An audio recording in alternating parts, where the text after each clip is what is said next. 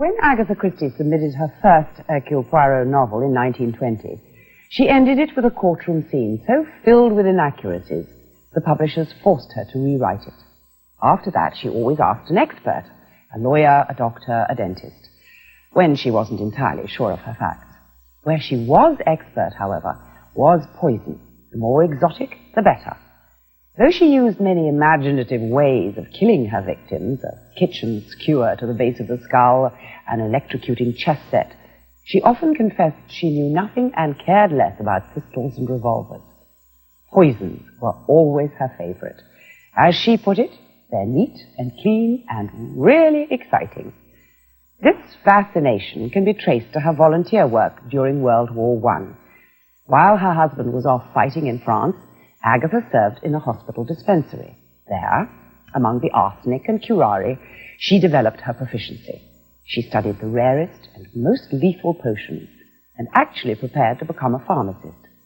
But the war ended and Christie went back to her typewriter instead, taking with her an extensive collection of pharmaceutical books. From then on, her stories reflected this new passion. Christie's murderers employed deadly concoctions that could be swallowed, injected, or inhaled. So strong was poison's appeal that she wrote poems on the subject. When World War II began, Agatha again volunteered to work in a dispensary. Mercifully for the wounded soldiers in her charge, she used her married name, Mrs. Mallowan. It would be hard to imagine anyone swallowing medication knowing it had been prepared and served up by Agatha Christie.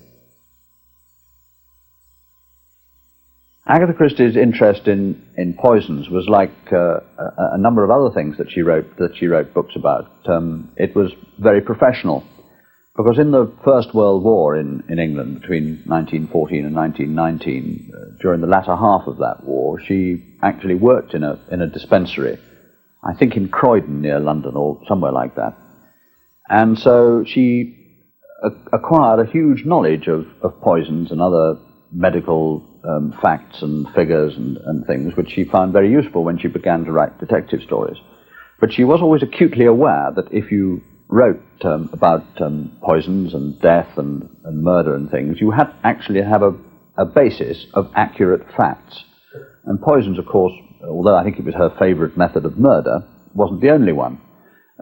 Archaeology was another. She had her second husband was, as you know, an archaeologist, and all the archaeological facts in her books are strictly accurate and were strictly vetted. And all the other details which formed the background of her work were very accurate as well. So that at least she reckoned that if you were going to write mystery books, there should only be one mystery, namely the plot that you were writing about. Everything on which it was based should be accurate. And if she wrote about poisons, that was properly researched, and despite the fact that by the time she wrote her later books, her actual practical experience of medical poisons must have been way out of date, she took the trouble always to ring up nurses and doctors and people who she dealt with to make sure that the poison that she was using at that moment was likely and that it would actually cause death in the requisite amount of time and that it was plausible and accurate.